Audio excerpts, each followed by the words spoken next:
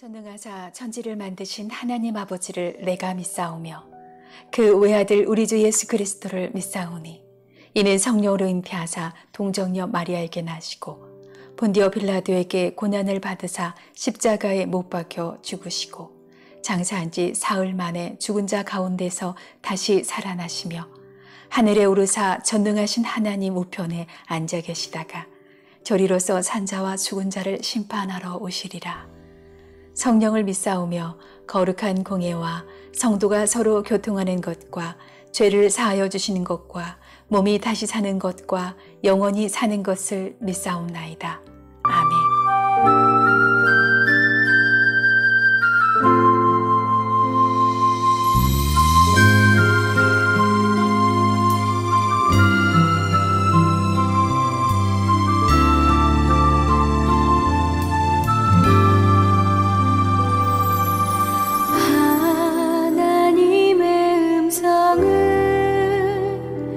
듣고자 기도하며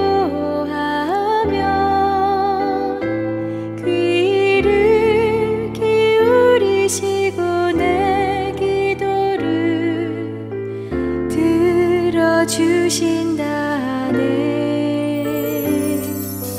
깊은 웅덩이와 수렁에서 끌어주시고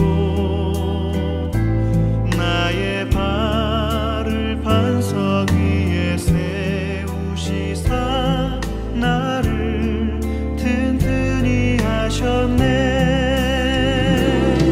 새 노래로 부르자 랄라라 하나님께 올릴 찬송을 새 노래로 부르자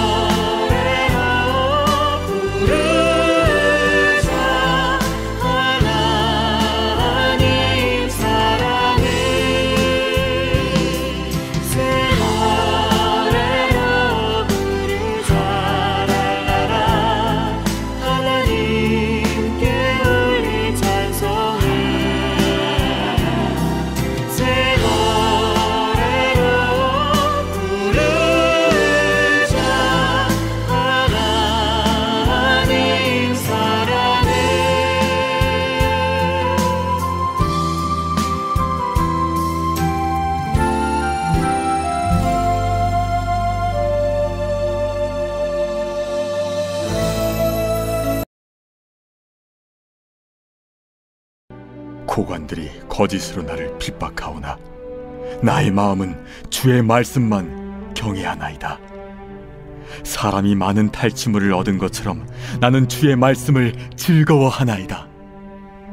나는 거짓을 미워하며 싫어하고 주의 율법을 사랑하나이다. 주의 의로운 규례들로 말미암아 내가 하루 7번씩 주를 찬양하나이다. 주의 법을 사랑하는 자에게는 큰 평안이 있으니 그들에게 장애물이 없으리이다. 여호와여, 내가 주의 구원을 바라며 주의 계명들을 행하였나이다. 내 영혼이 주의 증거들을 지켰사오며 내가 이를 지극히 사랑하나이다. 내가 주의 법도들과 증거들을 지켰사오니 나의 모든 행위가 주 앞에 있음이니이다. 여호와여, 나의 부르짖음이 주의 앞에 이르게 하시고 주의 말씀대로 나를 깨닫게 하소서. 나의 간구가 주의 앞에 이르게 하시고 주의 말씀대로 나를 건지소서. 주께서 율례를 내게 가르치심으로 내 입술이 주를 찬양하리이다. 주의 모든 계명들이 의로움으로 내 혀가 주의 말씀을 노래하리이다. 내가 주의 법도들을 택하였사오니 주의 손이 항상 나의 도움이 되게 하소서. 여호와여, 내가 주의 구원을 사모하였사오며 주의 율법을 즐거워하나이다. 내 영혼을 살게 하소서. 그리하시면 주를 찬송하리이다. 주의 규례들이 나를 돕게 하소서. 이른 양같이 내가 방황하오니 주의 종을 찾으소서. 내가 주의 계명들을 잊지 아니함이니이다. 시편 119편 토라시 오늘 마지막으로 살펴보도록 하겠는데요. 161절에서 176절입니다. 자, 165절을 보시겠는데요. 165절에 주의 법을 사랑하는 자에게는 큰 평안이 있으니 그들에게 장애물이 없으리로다. 말씀을 사랑하는 삶을 살아갈 때 평안이 임하고 그 삶에 장애물이 없다고 고백하고 있습니다. 자, 여기서의 이 평안은 샬롬인데요. 이 샬롬이 갖고 있는 근본적인 뜻은 피조물들이 원래 자기가 있어야 할 위치에 있음으로써, 본연의 자리에 있음으로써, 본연의 자리에서 본연의 역할을 감당함으로써 이루어지는 평화, 질서를 의미하는데요. 자, 이것이 샬롬입니다. 그런데 이 피조물들이 각자 자기가 있어야 할 위치를 벗어나거나 자기가 해야 할 역할을 벗어나게 되면 거기서부터 샬롬이 깨지기 시작하는 거죠. 자, 바다가요, 해안선을 넘어서면 그것이 이제 뭐 해일이 되잖아요. 이것이 바로 샬롬이 깨진 상태입니다. 바다가 있어야 할 것은 해안선 안쪽인데 그것을 넘어오면 샬롬이 깨지는 거죠. 자, 남편이 남편의 자리를 지키지 않고 넘어서면, 옆집으로 넘어가면, 그렇게 되면 샬롬이 깨지게 되는 것입니다. 샬롬이란 모든 피조물들이 하나님의 창조 질서 안에 순응하고 있을 때, 자기의 위치에서 자기의 역할을 감당할 때 이루어지는 질서와 안녕과 평화입니다. 자, 말씀이란, 법이란 무엇입니까? 바로 하나님께서 이 창조 질서를 운영하시고 경영하시는 법과 식이 말씀인 거죠. 그러므로 우리가 하나님의 창조 질서의 법과 식인 말씀을 사랑하고 말씀의 삶을 살 때, 하나님의 창조 질서 안에 거할 때, 그때 우리에게 샬롬이 주어집니다. 참된 평안이 주어집니다. 이러한 사람들에게는 장애물이 없는 것이죠. 자, 무엇이 우리의 삶의 평안을 보장하는가? 무엇이 우리의 삶의 안녕을 보장하는가? 많이 쌓아준다고, 많이 가진다고, 그것이 우리의 삶의 진정한 샬롬을 보장하는 것이 아닙니다. 인맥을 많이 쌓았어요. 이 사람도 알고 저 사람도 알고 막 관계가 두텁다고 해서, 권력이 많다고 해서, 내가 내 건강을 잘 관리한다고 해서, 열심히 운동한다고 해서, 물론 운동해야 되지만 그런다고 해서 그것이 우리에게 큰 참된 평안을 안겨주는 것이 아니라, 하나님의 창조 질서 안에 거할 때, 하나님의 창조 질서의 법과 식인 말씀을 사랑하고 말씀대로 사는 삶의 태도를 가지고 갈 때, 위기를 만나고 풍랑을 만나고 막 옆에서 창조 질서가 깨트려서 그들이 내 삶으로 침범해 올 때, 그럴 때에도 내가 하나님의 창조 질서대로 법과 식대로 말씀대로 사는 삶의 태도를 가질 때 그 사람에게 진정한 평안이 주어진다. 자, 이와 같은 맥락에서요. 174절 보시겠는데요. 여호와여 내가 주의 구원을 사모하였으며 주의 율법을 즐거워하나이다. 자, 162절에서도요. 나는 주의 말씀을 즐거워하나이다. 내가 하나님의 율법을 즐거워합니다. 하나님의 말씀을 즐거워합니다. 자, 이것은 하나님의 말씀이 나의 삶의 기쁨이 된다라는 의미죠. 만족이 된다. 행복이 된다. 그러니까 하나님 말씀이 나에게 기쁨을 준다. 자, 이 기쁨은 성령의 열매, 희락입니다. 그러니까 참된 기쁨은, 참된 만족은 하나님으로부터 오는 거예요. 하나님이 주시는 거죠. 기쁨은 성령의 열매로서 하나님의 성품과 속성입니다. 그러니까 마귀에게는요, 기쁨이 없습니다. 마귀가 주는 것은 기쁨이 아니라 우울함이죠. 오늘 현대판 흑사병이라고 해서 많은 사람들이 우울증에 시달리고 있는데 참된 기쁨이 없기 때문입니다. 그래서 인간이 참된 기쁨을 누리지 못하기 때문에 쾌락을 추구하는 것이죠. 다시 말씀드리면 참된 기쁨이 없기에 쾌락을 추구하는데 이 쾌락은 진정한 만족이 아니라, 진정한 기쁨이 아니라 쾌락은 항상 갈증을 유발합니다. 쾌락, 쇼핑하고, 즐기고, 이런 그때에는 만족을 두나, 그 이후에 더 큰 갈증이 오게 되는데요. 이제 최근에, 뇌과학자가 쓴 이제 도파미네이션이라는 책이 많은 사람들에게 이제, 관심을 받았습니다. 도파민이라는 신경 전달 물질에 관한 책의 내용으로서 중독에 대한 내용을 이야기하고 있는데요. 이 책의 제목이 이제 도파미네이션이고, 부제가 쾌락 과잉 시대에서 균형을 찾기. 그러니까 현대인들이 너무나 많은 이제 문명의 풍요와 발달로 인해서 오늘날 쾌락의 과잉 시대를 살아가고 있다. 그래서 SNS라든가, 약물이라든가, 혹은 탐식, 탐욕, 이런 그런 도파민에 중독된 삶을 살고 있다라고 말하고 있는데요.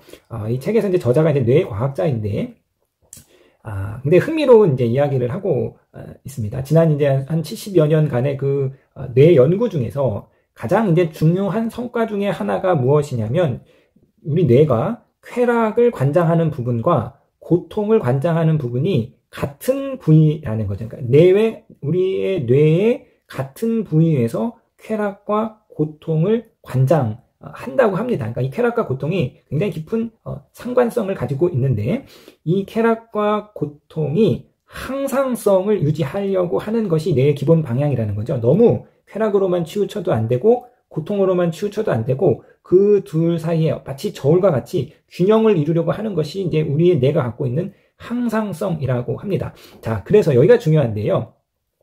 뇌가 쾌락을 추구하면, 우리의 육체가 쾌락을 느끼면 항상성을 만들어야 되니까 그 후에 반드시 고통을 느끼는 물질이 분비가 된다라는 거예요. 그래서 쾌락을 추구하면 후에 고통을 느끼는 물질이 분비가 되어서 이 쾌락과 고통이 이제 항상성을 유지하는 거죠. 그래서 짜릿한 쾌락을 추구한 이후에 어떠한 갈증이라든가 어떤 이런 죄책감이라든가 이러한 것이 오는 이유가 바로 이 쾌락과 고통의 항상성을 추구하려는 이 뇌의 성격 때문이라는 거예요. 그래서 저자는 모든 쾌락에는 항상 대가가 따른다. 쾌락을 추구하고 나면 그 후에 더 큰 고통으로 보상이 된다.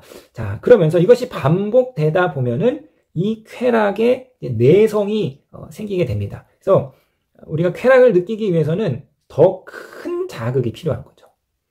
쾌락에 이 도파민에 중독이 된 상태가 되는 거예요. 이렇게 돼버리면 일상의 삶에서의 행복을 잃어버리는 거예요.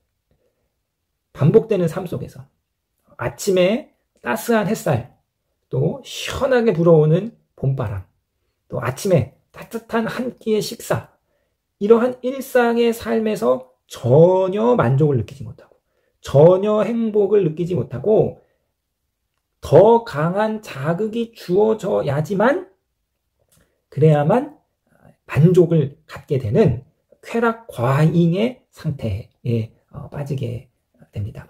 자, 화려한 삶, 그러니까요, 화려한 삶을 살수록 더 큰 공허함이 몰려오는 거죠. 화려한 삶에 빠져 있을수록 그러한 사람은, 화려한 삶을 경험한 사람은 화려한 삶에 그만큼 경험할수록 또다시 행복을 느끼려면 더 강한 자극이 필요한 거예요.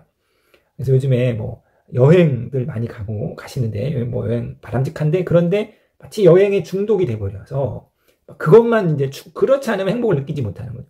뭐 맛집이 뭐 유행인데, 그러니까 뭐 맛집에서나 가야 뭐 그렇게 먹어야 행복을 느끼지, 그냥 일상의 삶에서는 무료하고 공허한 건, 일상의 삶에서 전혀 만족을 느끼지 못하는 거예요.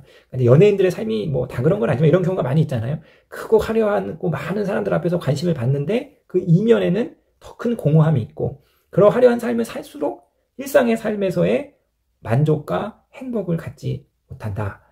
그래서 오늘 시는 이렇게 말하고 있는 거예요. 오늘 이 시편 119편이 우리에게 주는 어떤 그 본질적인 메시지는 이것이죠. 무엇이 행복한 삶이고 무엇이 정말 아름다우고 복된 삶인가. 하나님의 말씀을 묵상하고 그 하나님의 말씀을 부지런히 진지하게 신실하게 걸어가는 것. 이것이 참된 행복의 삶이다.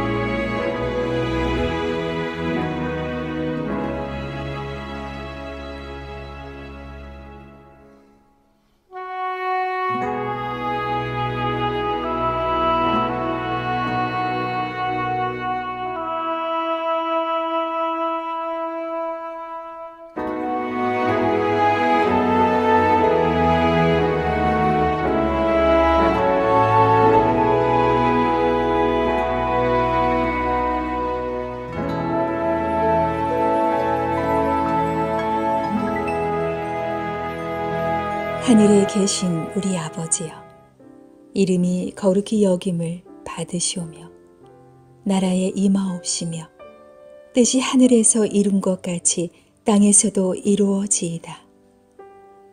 오늘날 우리에게 일용할 양식을 주옵시고 우리가 우리에게 죄 지은 자를 사하여 준 것 같이 우리 죄를 사하여 주옵시고 우리를 시험에 들게 하지 마옵시고 다만 악에서 구하옵소서. 대개 나라와 권세와 영광이 아버지께 영원히 있사옵나이다. 아멘.